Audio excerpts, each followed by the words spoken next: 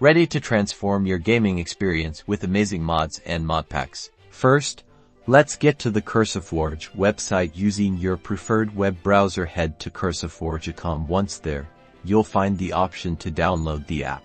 Click the download button. The app will download to your computer. After the download completes, locate the downloaded file, usually in your downloads folder. Double-click the installation file. A setup window will appear. Follow the on-screen prompts to install the Curseforge app. This typically involves accepting the terms and conditions and choosing an installation location.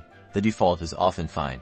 Once the installation is done, launch the Curseforge app. You might be prompted to log in with your Twitch or Overwolf account if you have one. Alternatively, you can create a free account directly through the app. This allows you to sync your mod and modpack settings.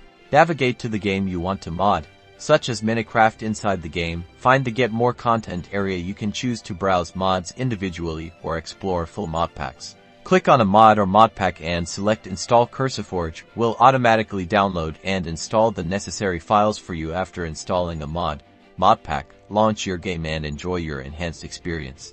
And there you have it. You've now successfully installed Curseforge and can start easily adding mods to your favorite games. Happy gaming!